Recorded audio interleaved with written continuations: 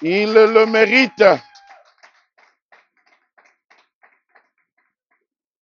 Amen. Hein? Voilà, tu peux aussi profiter pour dire bonjour à ton voisin, à ta voisine, lui souhaiter la bienvenue dans la présence du Seigneur. Ah, tu peux lui demander, mais oh là là, mais dis bonjour à ton voisin, à ta voisine. Qu'est-ce que vous êtes timide? Hein? Ah, demande-lui comment il va, comment il a passé la semaine. Hein? Oh là là là là là là. D'où vient cette timidité-là? Hein? Ça vient d'où? Amen. Béni soit le nom du Seigneur. Alors, tu peux acclamer aussi pour toi-même parce que tu es brave. Tu es brave. Amen. Hein? Euh, plusieurs ne sont pas présents. Plusieurs aussi sont venus. Nous célébrons le Seigneur. Amen. Tu es brave, tu as bravé le froid. Et puis en plus de cela, tu, malgré la Saint-Valentin, où sont les Valentines et les Valentins? Hein? Les Valentines et les Valentins. Les Valentines et les Valentins ont raté des cultes aujourd'hui parce qu'ils sont restés ensemble. Oh my God. Amen. Hein? Est-ce qu'on m'a posé la question, pasteur, est-ce qu'il faudrait fêter la Saint-Valentin? Est-ce qu'un chrétien peut fêter la Saint-Valentin? Bon, je ne vais pas m'embrouiller dans ça, je vais me concentrer sur ce que je dois dire. Amen. Je répondrai à cette question. Mais quoi qu'il en soit, moi je pense que l'amour ne peut pas être célébré un jour. Amen. Hein? Quoi qu'il en soit, on ne peut pas offrir des cadeaux à l'occasion d'un jour seulement. Je pense que l'amour sévit au quotidien. Amen. Hein? L'amour sévit au quotidien. Et je peux aussi dire que, comme j'ai l'habitude de vous le dire, ne célébrez jamais quelque chose si vous ne savez pas ce que ça veut dire et si vous ne savez pas quelle est son origine. Amen. Hein? La définition et l'origine, même si c'est une coutume. Hein? Voilà.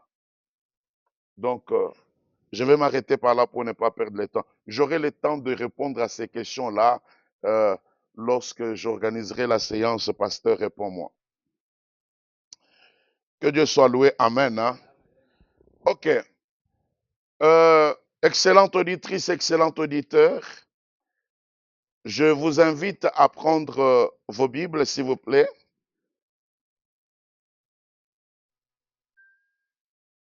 Nous allons lire Jean, chapitre 20. Jean, chapitre 20.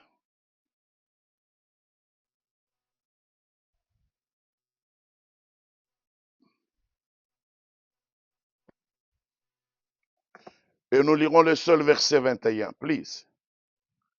Jean, chapitre 20, le verset 21.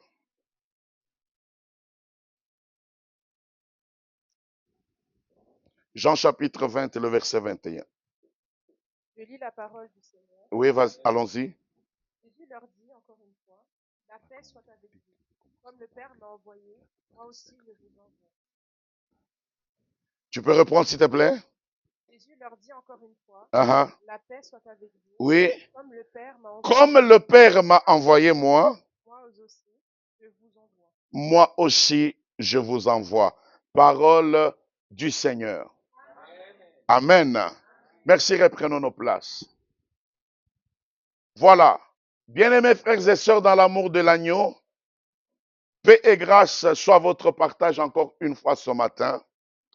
Depuis plus ou moins 3 semaines aujourd'hui, nous sommes en train de cogiter autour du thème sauvé, racheté pour une mission. Amen. Hein? Et nous avons initié cette réflexion, cet enseignement en disant que le racheté, c'est la personne qui est passée par l'expérience de la nouvelle naissance. Et si cette expérience est bien vécue, il y a un changement radical. On passe de la mort spirituelle à la vie spirituelle.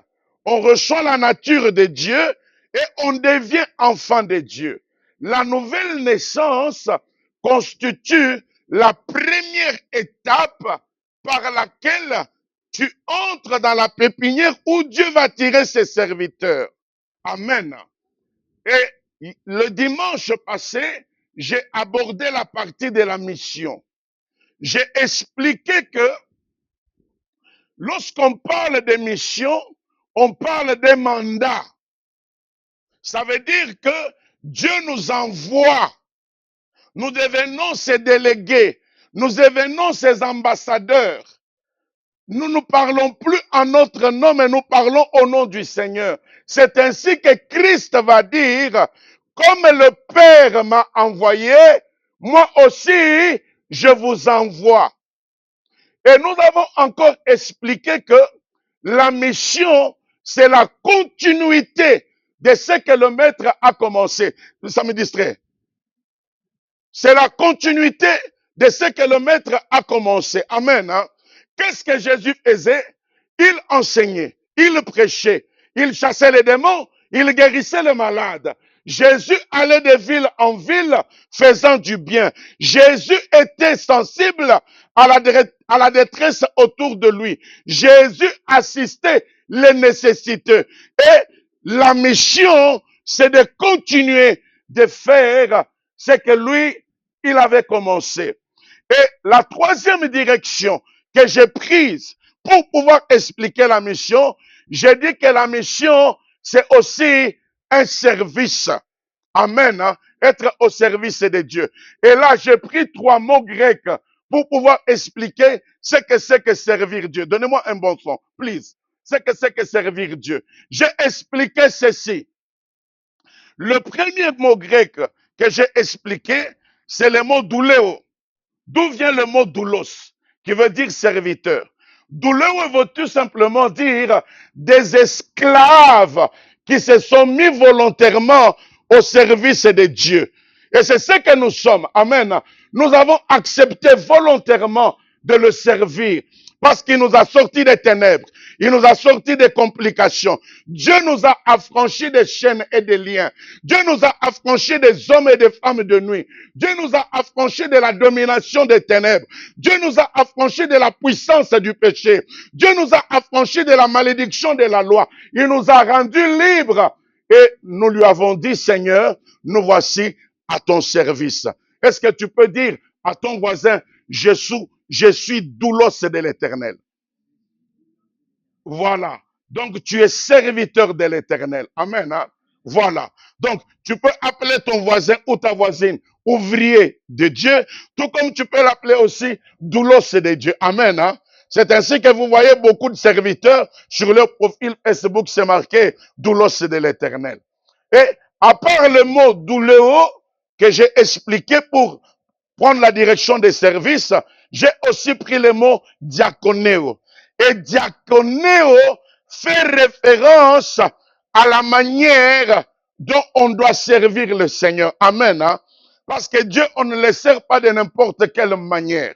C'est très important de savoir le servir selon ses principes, ses préceptes et ses conditions. Et le troisième mot que j'ai pu prendre pour expliquer service, c'était le mot latréo. Latréo qui veut dire que le service que nous rendons à Dieu est un service saint. Tout ce que tu fais pour Dieu, amen, hein, que tu balayes à l'église, que tu sois protocole, que tu chantes, que tu sois dans les médias, peu importe ce que tu fais, tous les services que nous faisons pour le Seigneur, c'est un service saint. Alors ce matin, mes frères et sœurs, je ne sais même pas si j'arriverai à tout dire par rapport à ce que Dieu a mis à mon cœur sur ces grands thèmes. Et c'est ainsi que tous les mardis, j'ouvre des parenthèses. Le premier mardi, nous avons parlé des fausses conversions. Amen. Hein? Des faux frères et des fausses sœurs. Et le deuxième mardi, nous avons parlé de quoi? Qui était là le mardi? Nous avons parlé des droits et des devoirs du racheté. Parce que les gens pensent qu'ils n'ont que de droits. Ils savent pas qu'ils ont des devoirs. Et d'autres n'équilibrent pas entre les droits et les devoirs.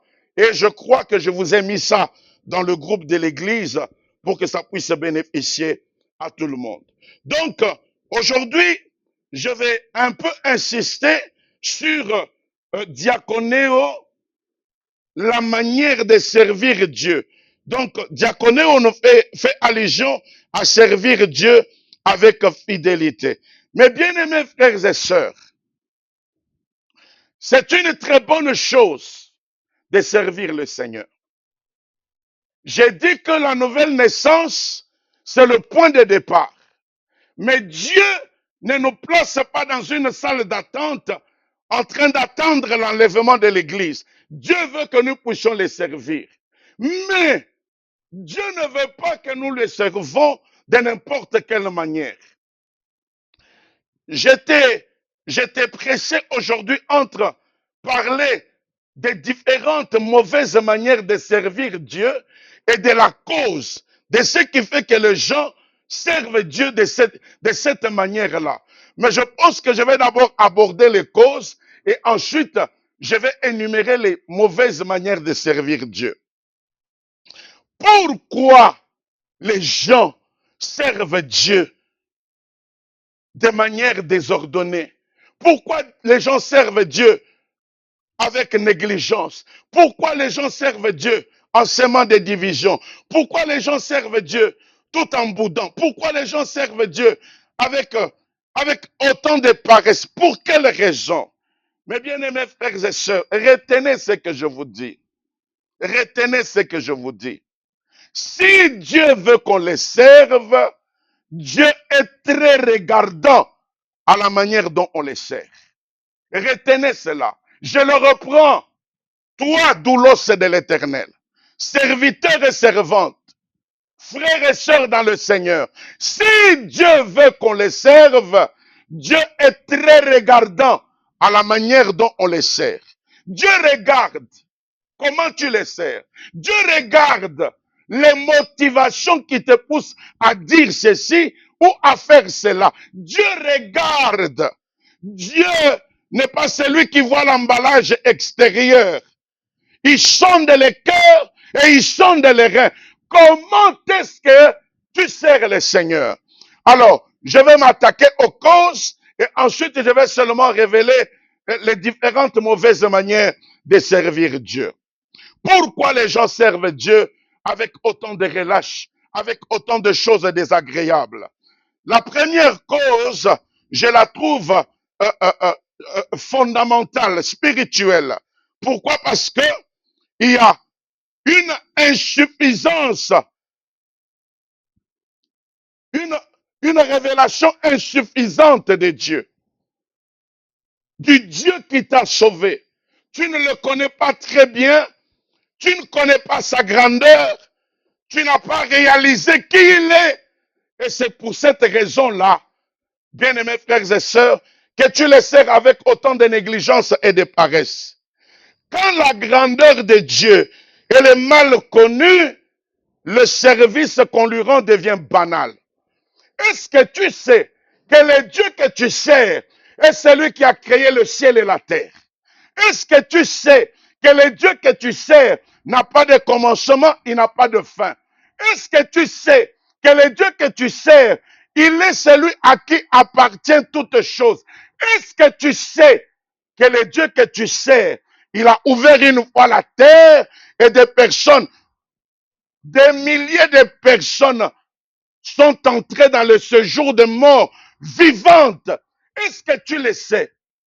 Est-ce que tu sais que le Dieu que tu sers, il n'a pas besoin d'être aidé? Lui seul, il a ridiculisé le meilleur impérium de l'époque. Toute l'armée de l'Égypte, il les a ridiculisés. Ridiculisé leurs sorciers, ridiculisé leurs magiciens. Est-ce que tu le sais?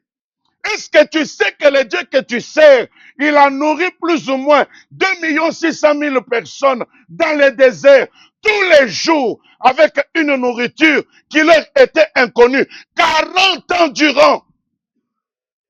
40 ans durant. Leurs chaussures les pieds s'élargissaient, je me pose cette question. Vous savez, il y a des détails auxquels nous ne faisons pas attention. 40 ans durant, ils n'avaient pas de chaussures de rechange.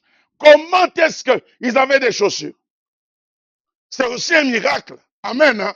Même lorsque les gens disent que Jésus a nourri 5000 hommes, sans compter les femmes et les enfants, les gens ne s'intéressent qu'à l'aspect nourriture. Mais les gens ne regardent pas comment un homme peut parler sans amplification, sans micro, à 5000 hommes et tous l'entendent. Tu as déjà réfléchi à ça? Que c'est ça aussi un miracle, de parler à 5000 hommes et que tous entendent.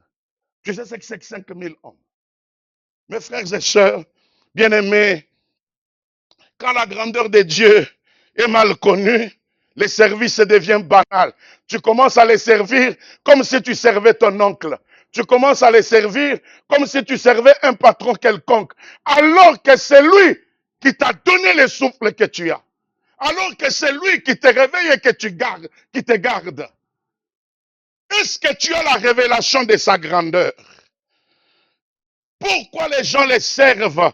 Je parle d'abord de la première cause, l'insuffisance de la révélation du Dieu qui t'a sauvé. Hein? Quand aussi le prix du salut est minimisé, ton engagement diminue. Parce que tu n'as pas compris que le Saint des Saints, le roi de gloire, le plus beau d'entre 10 000, a revêtu la chair et le sang. Jésus-Christ de Nazareth, il a accepté de naître dans une étable à cause de toi. Il a accepté de naître dans un lieu où naissent les animaux, dans des odeurs. Il est né là-bas. Il a accepté de vivre sous le parrainage d'un père menuisier, charpentier, pour toi. Jésus a accepté cela. Il a accepté d'être insulté, qu'on crache sur lui et qu'il soit battu comme un vulgaire bandit pour toi. Mais le fait est de minimiser, de diluer le prix du salut. Eh bien, ton engagement aussi, quand tu ne sais pas ce qui a été fait, eh bien, tu négliges. Tu négliges. Pourquoi la plupart des héritiers, des milliardaires, n'arrivent pas à relever la pente? Parce qu'ils n'ont pas connu les prix que leurs pères ont payés pour avoir la richesse qu'ils avaient. Est-ce que vous savez cela? Lorsque tu as souffert pour avoir quelque chose, lorsque tu as souffert pour gagner une relation, lorsque tu as souffert pour faire quelque chose, lorsque tu as payé un prix, tu vas protéger cela. Est-ce que tu comprends cela? Mais lorsque tu ne réalises pas ce que Jésus a fait pour toi à la croix, tu vas commencer à t'amuser avec la manière dont tu vas les servir. Je vous dis ces choses pour que 2026, que ta manière de servir Dieu soit différente. Amen. Hein? Ouais, ne viens pas servir Dieu comme tu te comportes à la maison. Dans ton salon, tu peux mettre ta jambe sur l'autre. Dans ton salon, tu peux manger, laisser des choses où tu veux. Mais servir Dieu, il y a des principes et des règles. Oh, source de vie, écoute-moi. Je parle de la part du Seigneur. Amen. Hein? Amen. On sert mal ce qu'on n'a pas bien compris. Amen. Hein? Parce qu'on n'a pas bien compris, parce qu'on n'a pas eu la révélation de qui il est, alors on le sert de n'importe qui, de n'importe quelle manière. Dieu n'est pas n'importe qui. C'est ton Père, c'est ton Créateur. Il peut décider de l'arrêt de ta vie. Et il ne changera pas. Et d'ailleurs, laisse-moi te dire que quand tu les sers avec négligence, quand tu les sers en boudant, quand tu les sers avec ceci et cela, là, c'est toi qui attrapes des malédictions, des blocages et des freins. Même si tu les sers de cette manière-là, lui, il ne change pas de nature. Il reste Dieu, que tu les serves ou que tu ne les serves pas. Il reste Dieu. Amen. Hein? Après la prière, Dieu ne change pas. Mais après la prière, c'est toi qui changes. Est-ce que tu comprends cela? La première cause qui fait que on serve Dieu de n'importe quelle manière, c'est justement parce qu'il y a insuffisance de la révélation de qui il est.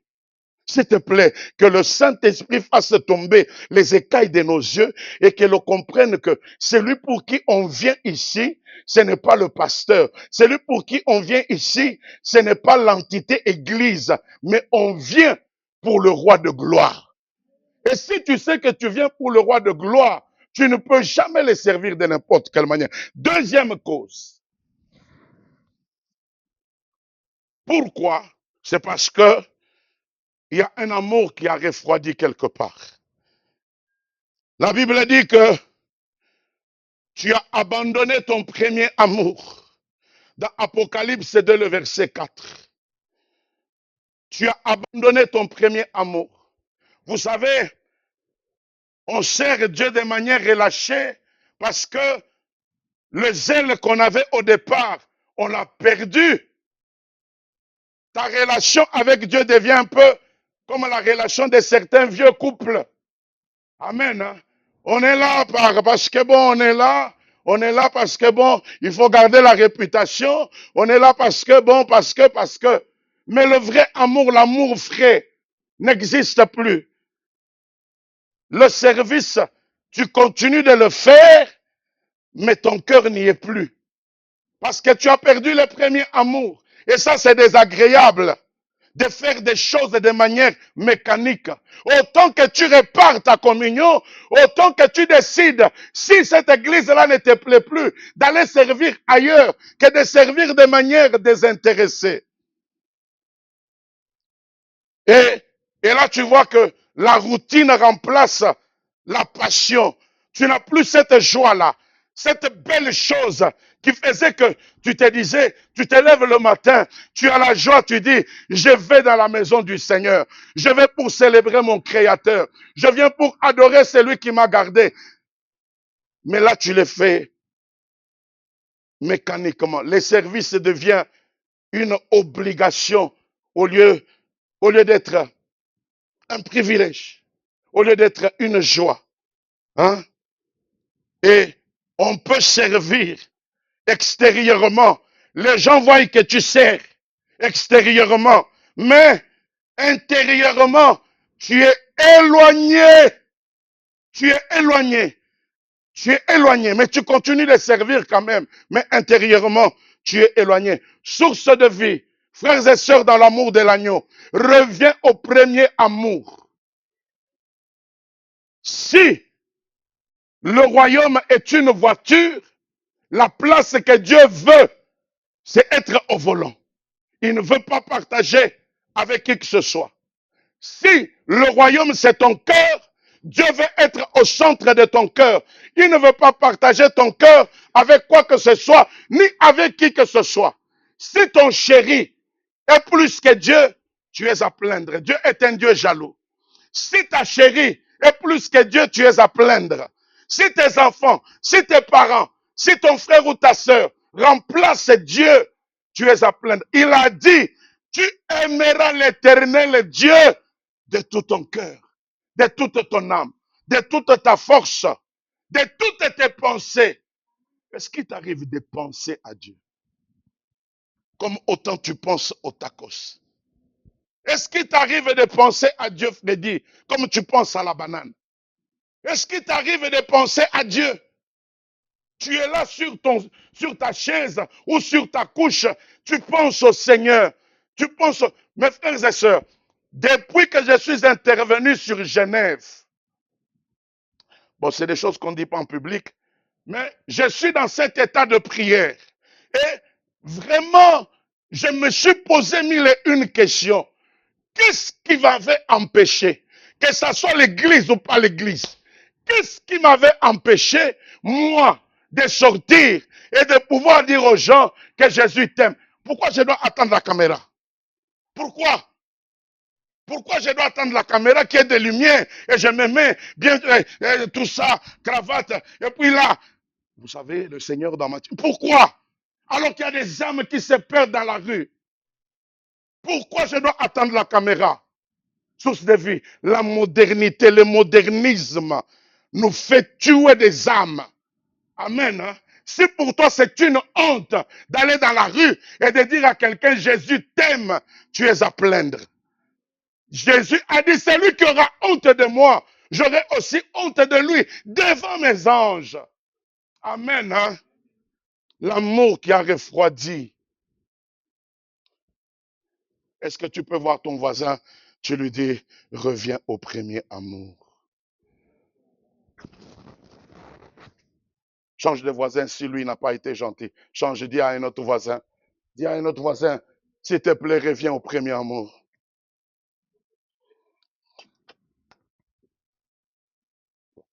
Amen. Hein? Est-ce que je peux avancer? La troisième cause, donc, la deuxième cause, elle est relationnelle. La troisième cause, je la trouve morale. Morale et peut-être aussi un peu spirituelle. C'est quoi? C'est l'absence de consécration personnelle. Dans Jérémie 48, le verset 10, la Bible dit, maudit soit celui qui fait l'œuvre de Dieu avec négligence. C'est lui qui fait l'œuvre de Dieu. On n'a pas dit c'est lui qui ne fait pas. Mais tu fais, mais avec négligence. Dieu regarde la manière. Tu fais, mais avec négligence. Tantôt plutôt. Un pas devant, un pas derrière. Comme si tu voulais, comme si tu voulais pas. Et pour quelle raison? Parce que lorsque une vie est partagée, ou bien lorsqu'on a une vie double, ça produit aussi un service relâché. Amen. Hein? Oui. Lorsque la vie est partagée, tu es partagé entre servir Dieu et ne pas le servir, eh bien, le service devient relâché. Même au travail, tu attends à ce que ton supérieur te dise, vraiment, tu fais bien ton travail. Pourquoi tu veux marquer? Pourquoi tu veux marquer ton supérieur? Pourquoi tu veux marquer ton chef? Et pourquoi tu ne veux pas marquer Dieu? Pourquoi tu as besoin qu'on soit derrière toi? Pourquoi? Il s'agit de ta vie et il s'agit de la vie éternelle pour laquelle tu auras des récompenses que tu ne partageras même pas, ni avec le pasteur, ni avec qui que ce soit. Ce qui te concerne toi. Lorsque tu autorises le péché dans ta vie, tu le tolères, hein? Tu tolères le péché dans ta vie, eh bien, la crainte de Dieu aussi. Il ne faut pas tolérer le péché. Il faut que tu te battes avec tes faiblesses. Et c'était ça, le premier point de la conquête dont j'ai parlé. Conquérir nos propres faiblesses. Amen. Pour 2026. Que 2025 ne soit pas comme 2026. Il ne faut pas tolérer. Je parle de cette cause morale. Quand quelqu'un vit dans le péché, ou tombe et retombe, tritombe, quadritombe, cinq tombes, six tombes, sept tombes, huit tombes, quand quelqu'un vit constamment dans la vie de péché, la crainte de Dieu diminue et le service aussi en est impacté. S'il vous plaît, le péché a toujours des conséquences. Dieu aime le pécheur, mais Dieu déteste le péché. Amen. Hein? Et même si Dieu est lent à la colère, lent à la colère, lent à la colère, lent à la colère, ça signifie que lent à la colère, lent à la colère, lent à la colère. Et puis un jour, ah, ah, do you understand? Ah. Amen. Hein? Et là, tu verras parce que on n'est pas en ordre avec Dieu, on fait quand même le minimum pour apaiser sa conscience. Oh, j'ai quand même fait, je travaille quand même un peu, je fais quand même un peu ceci. Tu ne fais pas pour apaiser ta conscience. Tu ne fais pas pour satisfaire ton ego. Tu ne fais pas pour ça. Il faut que tu réalises que celui que tu sers, c'est Dieu. Et des fois, mes frères et sœurs, ça fait 2 fois ou 3 fois, je suis entré dans ces toilettes-là. Je suis étonné de voir qu'il n'y avait pas d'enfants. Parce que vous allez mentir que non, c'est des enfants. Il n'y avait pas d'enfants. Mais il y avait de l'eau. Je ne sais pas si c'était de l'eau ou c'était du chichi. Je ne savais pas. Il y avait de l'eau là. Bon, il y avait un liquide en bas là. Il y avait un liquide en bas. Et puis, de ce côté, là où il y a... oh là là. J'ai dû prendre tous les papiers là, les mettre par terre pour essayer d'essuyer tout ça. Mais, oh! Mais, l'église, c'est aussi un lieu de propriété. Si tu ne peux pas faire ça dans ta chambre ou dans ta toilette, pourquoi tu le fais à l'église? Jonas, quand on parle de l'amour du prochain, ça veut dire que quand tu quittes la toilette, hein, quand tu quittes la toilette, tu dois la laisser propre pour les prochains, pour l'amour du prochain. Et c'est lui qui va venir après toi. Amen. Voilà. Ne fais pas les choses comme si, voilà, tu es dans un restaurant, même dans un restaurant. C'est vrai que dans un restaurant, il y a des gens qui sont engagés pour nettoyer. Mais ici, qui est engagé? Vous pensez que les protocoles sont là pour, voilà, tu fais comme tu veux, tu salis et puis toi, tu pars. Est-ce que tu peux regarder ton voisin et te dire, ah, vraiment?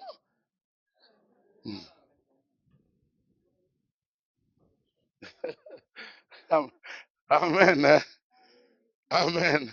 La quatrième cause, mes bien-aimés frères et sœurs, laissez-moi avancer. La quatrième cause, je la trouve doctrinale. Lorsqu'on a une mauvaise compréhension du service chrétien. Certains pensent que servir Dieu, c'est facultatif. Je peux ou ne pas. Quand je parle de servir Dieu, je ne parle pas que tu deviennes pasteur. À mes enfants, à qui avec lesquels j'échange souvent, et ceux que j'enseigne le mardi, et ceux qui me posent des questions par rapport au ministère et à l'appel, je leur ai souvent dit que je n'avais jamais aimé être pasteur. Je ne le voulais même pas. Mais j'avais le zèle et l'amour pour Dieu. Je l'aimais. Je venais dans notre culte. J'étais aussi vrai que j'étais un peu un jeune premier dans le monde. Et quand je suis venu à Jésus, j'étais aussi un jeune premier. J'ai influencé ma rue. J'ai influencé mon quartier. J'ai influencé ma famille. Tous ceux qui ont connu Jésus dans ma famille, ils l'ont connu par moi. Amen. Oui. Mes frères et sœurs, servir Dieu ne veut pas dire devenir pasteur. Servir Dieu veut tout simplement dire te disposer pour faire quelque chose pour que le royaume avance. Parce que tu as reçu auprès de Dieu une grâce que l'autre n'a pas. Tu as reçu une potentialité que l'autre n'a pas. Et l'Église est comme une équipe. Nous avons besoin d'un numéro 7, d'un numéro 11, d'un numéro 9, d'un numéro 10. Nous avons besoin de ceux qui peuvent jouer au milieu. Nous avons aussi besoin de ceux qui peuvent faire la défense. Et nous avons besoin aussi d'un gardien. Nous avons besoin aussi d'un coach. Amen. Oui. Si tu mets Messi tout seul sur le terrain, vous ne le connaîtrez pas comme Messi. Il va encaisser peut-être 100 à 0. Mais il est fort parce qu'il y a des autres qui font bien leur travail et lui, il peut marquer, il peut démontrer son talent. Amen. Oui, servir Dieu, ce n'est pas facultatif. Et puis il y a d'autres qui disent, oh bon, Dieu est tellement bon, il comprend, il comprend ma paresse. C'est ce que vous appelez flemme. Il comprend. Oh Dieu comprend. Dieu comprend. Oui, c'est vrai, Dieu peut comprendre. Amen. Hein? Ah, il peut te comprendre une fois, deux fois, trois fois, quatre fois. Il peut te comprendre 50 fois. Il peut te comprendre 500 fois. Il peut te comprendre 1 million de fois. Il peut te comprendre 1 milliard de fois. Mais un jour, il te dira, stop. Amen. Hein? J'ai toujours mené cette réflexion. Combien de fois Adam a-t-il péché pour qu'il soit chassé de la présence de Dieu? Combien de fois?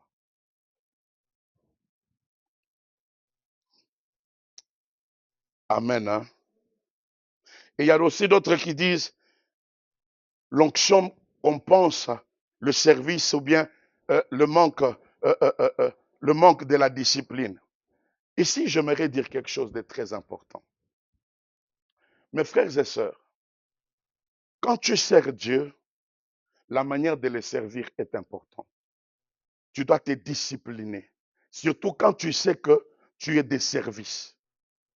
Le service que nous faisons pour Dieu, c'est un service spirituel. Nous sommes attaqués à tout moment. Et je vous ai déjà dit que j'ai fait une délivrance dans ma jeunesse d'une sirène qui avait derrière elle, je ne sais pas moi si c'était 4 000 démons ou 40 000 démons, j'ai oublié, il y a plus de 30 ans en arrière. J'étais jeune, sans être pasteur. Cette sirène-là m'a dit ceci. Tu as osé me défier, Freddy. Je m'attaquerai à toi et à tous ceux que toi, tu t'attacheras. Amen. Sachez que si le diable m'attaque et il n'arrive pas à me vaincre moi, il va t'attaquer toi. Si toi, tu as des portes ouvertes, il va t'attaquer toi. Quand tu viens pour servir le Seigneur, assure-toi que ton âme, tu as une bonne communion avec Dieu. Ta communion est bonne. Ne viens pas faire ici du professionnalisme. Je t'interdis cela. Ce n'est pas un péché que tu dises, non, non, je ne vais pas servir, je ne suis pas en règle. Ce n'est pas un péché. Préserve-toi. Parce que tu vas quitter. Nous sommes partis faire une délivrance. Notre berger nous amène. Et on commence à faire la délivrance. Je vous donne les deux exemples. La première fois, un de mes amis, un de nos frères, alors qu'on était en train de chasser les démons, cette famille était tellement possédée. Les démons le regardent. Il dit, ferme ta bouche. Ferme. Toi aussi, tu oses parler. Ferme ta bouche. Tu étais où hier? Il cite la commune. Avec ta copine telle. Il cite le nom de la copine. Ferme ta bouche. Ne me dis rien. Et en pleine délivrance. Tu n'étais pas à l'hôtel hier. À 23h, tu... Alors, nous sommes intervenus. Toi-même, ferme ta bouche. Ferme ta bouche. On n'a pas besoin d'écouter ça. Sors de ce corps. On l'a d'abord chassé. Et puis, on a réglé le problème avec notre frère. On l'a mis de côté. Attends-nous. On finisse la délivrance. Et une autre fois, c'était grave. Le frère, en disant sors, son bras est resté comme ça tendu. Tendu. Tendu, mes frères et sœurs. Il fallait maintenant qu'on s'occupe et des possédés et de lui. Quand tu viens pour servir Dieu, rassure-toi que tu es en règle avec ces dieux-là. Amen. Hein?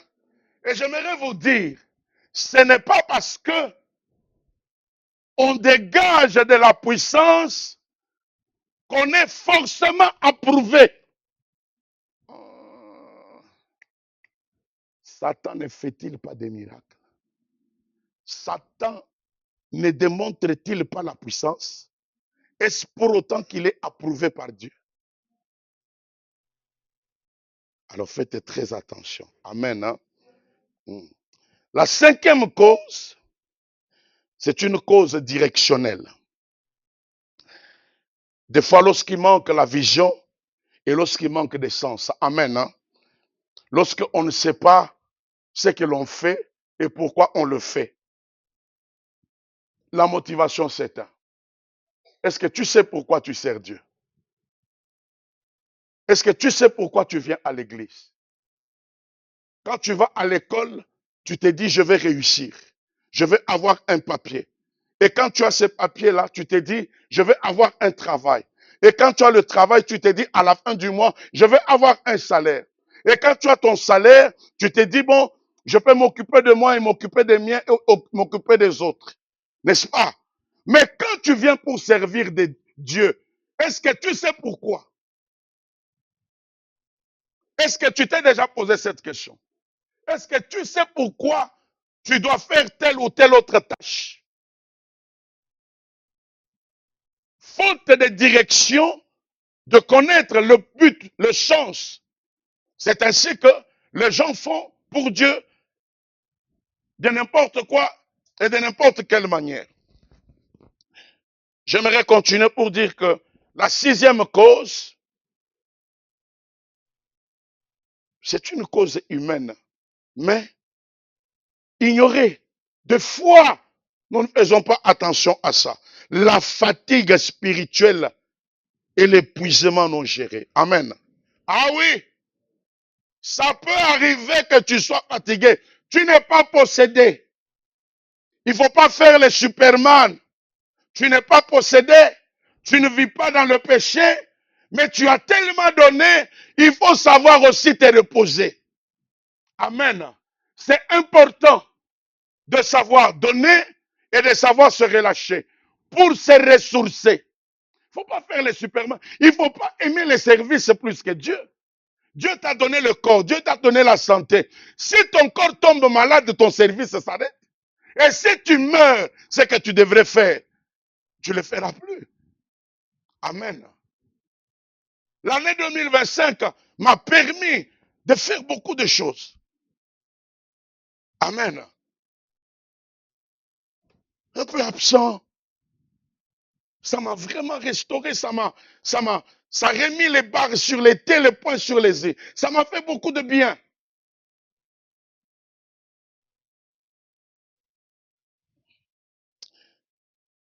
La Bible dit dans Marc 6, le verset 31, venez à l'écart, c'est Jésus, et reposez-vous un peu, reposez-vous un peu, un peu, un peu. Souvent, c'est ignoré. Et pourquoi est-ce que des fois on a peu de repos, des fois, souvent, c'est le manque de discipline. Tu viens du travail, tu reviens à la maison, ou tu viens de l'école, tu es à la maison. Mais organise-toi. Tu as quelques 6 ou 5 heures devant toi avant d'aller dormir. Organise-toi. Il y a un temps où tu peux manger. Il y a un temps où tu peux être sur ton téléphone. Il y a un temps où tu peux suivre la télé. Il y a un temps où tu peux revoir tes cours. Et après, il y a un temps où tu dois te reposer. Mais toi, dans les heures où tu dois te reposer, tu grattes encore. Tu vas au lit, mais tu te couches à 3 heures pour te réveiller à 6 heures et aller à l'école. Et tu attends d'être performant. Tu es un humanoïde. Hein? Dis-moi. Tu es un humanoïde. Tu peux le faire une fois, ça peut arriver. Il y a un bon programme où tu as une causerie ou quelque chose comme ça. Ça t'amène à 2 heures, ça t'amène à 3 heures. Mais ne fais pas de ça une habitude. Ne fais pas de ça une habitude. Et surtout quand tu es au service de Dieu. Mes frères et sœurs, ne venez pas servir Dieu toute la nuit. Tu as été en train de suivre des séries, et c'est seulement ici à l'église que tu nous montres que tu es spirituel. Toute la nuit. Et même quand tu t'es levé, tu n'as pas pris une seule heure dans la présence de Dieu pour l'adorer, pour le célébrer. C'est quel genre de service? Et des fois, nous tombons dans le piège. Tu viens comme ça, tu prêches, et puis quand les gens acclament, tu penses que tu es un champion. Non! Les gens acclament parce que les gens veulent acclamer. Et les gens chantent parce qu'ils veulent chanter. Vous savez, moi que ce soit qui prêche, que ce soit qui chante, parce que c'est pour mon Seigneur, mon amoureux, mon intime, je serai dans la joie. Je vais dire Amen parce que c'est la parole. Amen. Vous comprenez cela? Ne tombez pas dans la routine. Ça, c'est du professionnalisme. C'est pas, ça ne donne pas la vie. S'il vous plaît. Et quelqu'un qui a la communion avec Dieu, il sait percevoir que dans ceci, dans cela, il n'y a pas la vie. Mais voilà, tu fais avec. S'il vous plaît, revenons au premier amour. Tu es des services, prends le temps de préparer ton service. Si tu peux faire tes devoirs, pourquoi tu ne prends pas le temps de... Tu t'imagines si seulement, chacun de nous, le matin là, avant de venir, tu as pris 1 heure de prière, 1 heure de prière, 1 heure de prière. Bon, enlevons 1 heure, 30 minutes. 30 minutes. Bon, enlevons 30 minutes. Tu as pris 15 minutes. Seigneur, sois loué, sois béni. Je t'adore, je t'aime. Seigneur, merci pour le sommeil. Merci pour la semaine. Merci pour ce matin. Tu es mon sauveur. Tu l'adores. Chacun de nous, quand nous viendrons ici, ça sera comme des morceaux de bois, chacun avec sa flamme, et le feu sera attisé en grand nombre. Pourquoi nos églises sont faibles? C'est parce que soit une seule personne, soit deux, soit trois seulement, porte la charge de toute l'église. Le pasteur qui ne prie pas, le pasteur qui attend que les intercesseurs ont gêné, les intercesseurs ont prié, le feu viendra des intercesseurs. Les intercesseurs se disent, les chantres vont donner le feu, et le feu viendra des chantres. Et les chantres disent, la foule sera animée, et le feu viendra de la foule. Amen. Moi qui vous parle, chaque samedi, j'ai dit chaque samedi. Par exemple, aujourd'hui, je suis allé au lit à 3 heures, pas parce que j'étais devant la télé, parce que j'ai pris le temps. Mon Dieu, mon roi, Seigneur, je suis un homme faible. Qu'est-ce que je peux dire? Seigneur, s'il te plaît. Et qu'est-ce que c'est que je vais dire? Que ça véhicule la vie. Je l'adore. Tu m'as gardé toute la semaine. Je l'adore. La nouvelle semaine s'ouvre. Il y a des défis. Je ne sais pas par où commencer. Seigneur, vois telle soeur, tel frère. Il a des problèmes. Tel couple, telle famille. Mon couple, ma famille, mes projets. Seigneur, s'il te plaît. Je passe du temps. Je le fais. S'il te plaît, source de vie. S'il te plaît, ouvrier du Seigneur. Reviens au premier amour.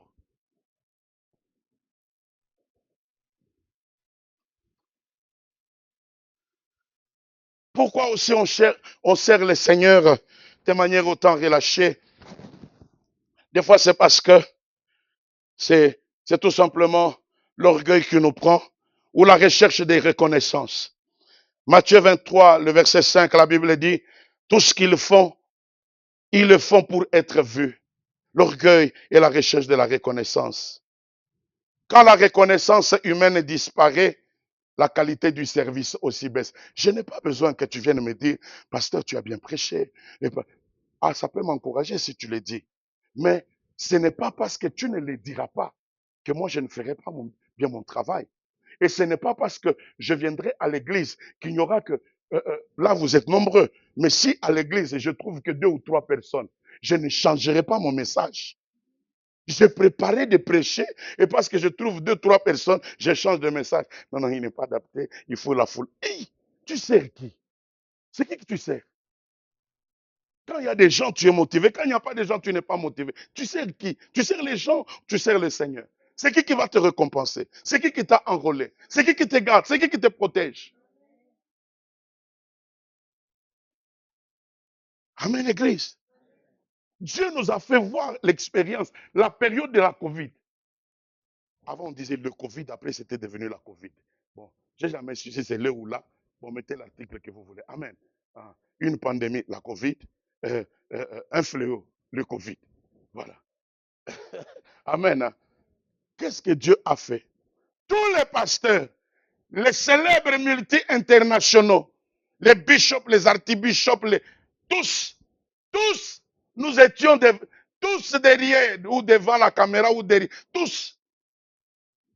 Plus personne à l'église. C'était interdit. Amen. Hein? Et après, on a autorisé 5 personnes seulement. Oh my God. Mes bien-aimés frères et sœurs, quand la reconnaissance humaine disparaît, la qualité du service aussi baisse. L'engagement devient conditionnel. Hein? Et puis, on ne sert que tant on est valorisé. Quand on est valorisé, là on sert. Quand on n'est pas valorisé, quand on n'y a pas de compliments. C'est vrai qu'il faut encourager les gens quand ils font bien leur travail. Mais quand aussi on ne t'a pas encouragé, continue de faire. Le service qui est centré sur soi finit toujours par se dégrader. Amen. Hein? La 8e cause, je vais la rapidement, laissez-moi 5 minutes, je vais finir. D'ailleurs, on a beaucoup de temps. Hein. Ouh, ouh. Vraiment, 2026, Quelle belle habitude de terminer tôt. Est-ce que vous pouvez acclamer pour le Saint-Esprit?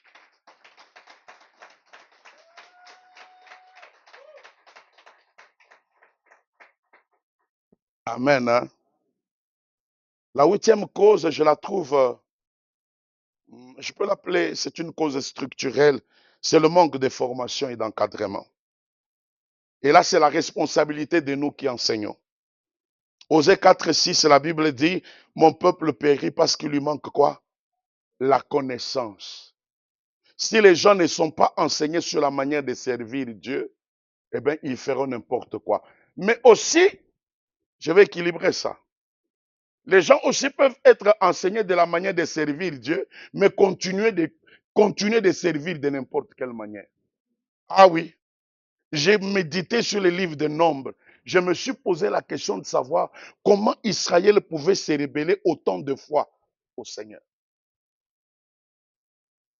Des fois, nous disons que non, c'est la qualité de l'enseignement qui ne va pas. Des fois, c'est toi-même qui ne veux pas appliquer ce qui t'a été enseigné. Aujourd'hui, là, tu diras que tu n'as pas écouté comment il faut servir Dieu. Est-ce que Judas n'avait pas le meilleur professeur? Judas n'avait pas le meilleur prophète. Judas n'avait pas le meilleur leader. Des fois, on est trop rapide à critiquer. C'est le leadership qui est mauvais et c'est la manière de faire. Judas, il avait le meilleur leader, le meilleur pasteur, le meilleur prophète, le meilleur enseignant. Ça ne l'a pas empêché d'être Judas. Il est allé jusqu'au bout à trahir le maître. Mais j'aimerais quand même dire que beaucoup veulent bien servir, mais des fois, ils ne savent pas comment le faire. Et quelques-uns ne sont pas aussi accompagnés. Je ne veux pas reposer la faute que sur vous, je vais aussi la reposer sur nous qui enseignons. Beaucoup ne sont pas formés. Et c'est la raison pour laquelle, quand on dit que les ouvriers suivent les affermissements, suivent la formation, je suis étonné de voir qu'il y en a qui ne suivent pas, mais qui veulent servir. Quand on dit qu'il faut venir à l'étude biblique, il y en a qui pensent qu'ils se suffisent et qui pensent qu'ils ne peuvent pas apprendre. C'est incroyable et intolérable. C'est la raison pour laquelle on a mis entre parenthèses l'équipe des ouvriers. On attend la fin du mois et puis on prendra des engagements avec de nouvelles conditions volontaires. Parce qu'on ne va pas continuer à servir Dieu comme un ballon. Vous voyez, les gens de ballon ou les gens de voiture, tu ne sais pas si ça va tomber à gauche ou à droite. Oh là là. On a tout donné, mes frères et sœurs. Écoutez, on ne va pas avoir l'orgueil. C'est humblement que je l'ai dit. Je pense que à la source de vie, vous recevez une bonne nourriture, une parole pure, pas diluée, et vous n'êtes pas manipulé. Je ne le dis pas parce que je veux me faire plaisir, parce que je le sais. Je marche correctement avec le Seigneur pour avoir une relève et sauver une génération. Je veux obéir à ce qu'il m'a dit, bâtis-moi une armée. Moi, je vais le faire. Mais si toi, tu ne veux pas, mais qu'est-ce que je vais faire? Je vais laver mes mains comme Ponce Pilate. Je vais dire, Seigneur, je leur ai tout dit. Je leur ai tout montré. Mais tu ne viens pas le mardi pour apprendre. Si tu n'as pas le temps de venir, mais entre au moins en ligne pour suivre. Est-ce que tu as su ce que c'est que le droit d'un racheté? Est-ce que tu as su ce que c'est que le devoir d'un racheté? Est-ce que tu as est-ce que tu as appris que Jésus s'est révélé dans l'Ancien Testament? Est-ce que tu sais ce que c'est que la théographie? Tu le sais. La théophanie ou la christophanie, tu sais. Mais ceux qui viennent le mardi, on apprend des choses, on évolue. Mais tu penses tout connaître. Et tu penses que l'IA va tout te fournir. Il y a beaucoup d'erreurs. Écoutez, on apprend soi-même, on apprend avec le Saint-Esprit et on apprend aussi au pied des maîtres. Amen. Hein? Donc, des fois, il y a des gens qui veulent servir, mais ils ne sont pas bien formés. Et c'est la raison pour laquelle 2026, je mets un accent fort sur la formation. Et vous voyez que différemment, je prends même mes notes, je prends le temps de les reprendre, de vous les écrire encore en groupe et je les envoie. Et peut-être tu lis même pas. Tu étais absent, mais je prends le temps pour que tu lises, pour que ça te fasse quelque chose. Un enfant qui n'est pas nourri tous les jours, vous me direz qu'il est en bonne santé. Je n'ai pas la prétention d'être le meilleur prédicateur. J'apprends moi-même. Il y a des personnes qui m'épatent. Et j'ai l'humilité, mes frères et sœurs, de reconnaître cela. Et j'ai accompagné un ami quelque part. Et le pasteur de l'église me disait, pasteur, pourquoi tu t'abaisses comme ça? J'ai dit, non, non, c'est la vérité. Je présentais cet ami, je lui disais, lorsque Jésus parle de la parabole des 5 talents, il a donné au premier serviteur 5 talents, au deuxième 2 talents et au troisième 1 talent. Je pense que cet ami, lui, il a reçu vraiment 5 talents. C'est un orateur formidable. Il véhicule la vie, la puissance. Nous autres là, nous n'avons reçu peut-être qu'un talent et demi ou bien 2. Lui, il a trouvé que j'étais en train de m'abaisser. Non, mais c'est la vérité. Il faut reconnaître dans la vie, il y aura toujours des gens qui vont te dépasser. Il faut reconnaître. Nous ne sommes pas dans la compétition, mais il y a des gens qui prêcheront plus que toi. Il y a des gens qui donneront des révélations plus que toi. Il y a des gens qui démontreront la puissance plus que toi. Il y a des gens qui t'ont précédé, tout comme aussi toi tu auras précédé des personnes. Il faut admettre cela dans la vie. Il faut admettre cela. Il ne faut pas aller dans la course aveuglement. Tu penses que tu es arrivé, tu penses que tu as tout. Non, il nous manque toujours quelque chose. J'ai appris ce verset de mon pasteur. Il m'a dit que celui qui porte les armes ne se glorifie pas autant que celui qui les dépose. Hein? Do you understand? Si tu n'avais pas connu ça, cherche ce verset-là.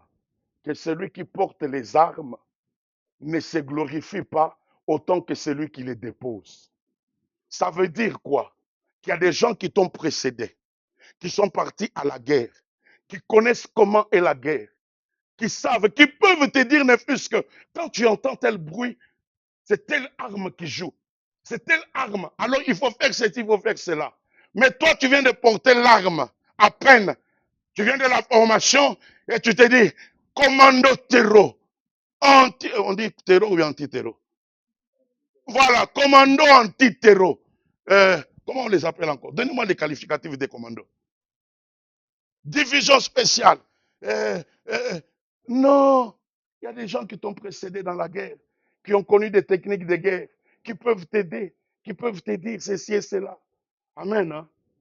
Oh, mais ne cherchez pas ça maintenant, vous chercherez à la maison. Retenez seulement, si tu n'as pas, si tu as oublié, je vais te le rappeler. Donc, la formation est importante. J'aimerais finir, mes frères et sœurs, pour dire ceci. Il y a aussi une cause émotionnelle qui fait que les gens servent Dieu de n'importe quelle manière. C'est une cause émotionnelle. Lorsque les blessures ne sont pas guéries, hein? Lorsque les blessures ne sont pas guéries. Et ces blessures, il y en a qui viennent avec depuis leur maison. Ces blessures, il y en a aussi qui les attrapent à l'église. Lorsque les blessures ne sont pas guéries. Quand je parle de blessures, je parle de déceptions. Je parle des injustices. Je parle des conflits non réglés. Et ça refroidit l'engagement. Hein? Ça produit un service sans joie. Le cœur blessé se protège en servant à distance. Demandez que Dieu guérisse vos blessures. Ne venez pas servir Dieu tout en étant blessé. C'est ce qui fait que tu vois quelqu'un qui vient à l'église, il veut vous exprimer qu'il boude ou bien il est triste. Non, reste à la maison. Ici, on n'a pas besoin de ça. Amen. Non. Si ton cœur ne va pas bien, traite-le à la maison. Ou quand tu viens, c'est pour espérer que Dieu peut te donner la joie ou te délivrer. Tu ne peux pas venir dans la présence de Dieu et nous montrer que non, vraiment, le ciel est tombé sur ta tête. Toi, tu connais les problèmes que tout le monde a. Mes frères et sœurs, tu connais. Que ce soit des problèmes émotionnels, que ce soit des problèmes financiers. Est-ce que tu connais?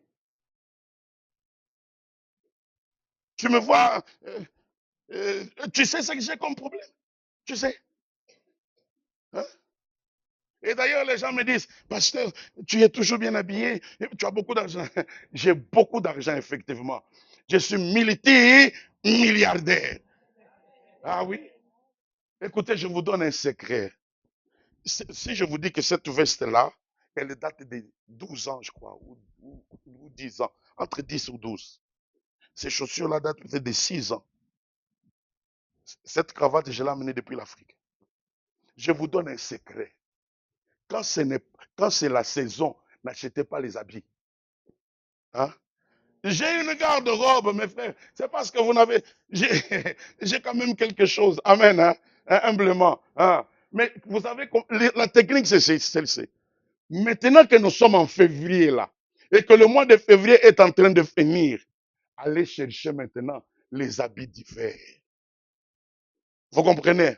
Vous les trouverez à moins 70%. Hein? J'ai vu une doudoune. Mais j'avais pas d'argent. 30 balles! Hein? 30 balles! Je me disais que j'appelle qui? C'était Prince Emmanuel. Que j'appelle qui me donne 30 balles. Hein? 30 balles! Et au prix de départ, elle était à 250. Vous comprenez cela?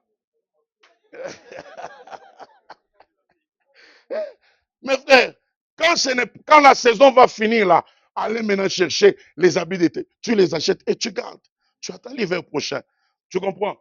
Maintenant là, à partir de fin mars, tous les habits en lait.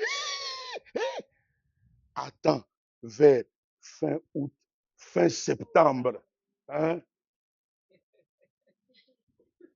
Je pense que j'ai 15 chemises là. Maman Grâce m'envole d'autres. Hein? Et toi, quand tu vas me voir, tu dis, oh non, mais le pasteur, il dépense tout l'argent. Non, non! Là, il est technique. Amen. Oui, stratège. Amen. Bon, vous allez donner des offrandes, je vous ai livré un secret.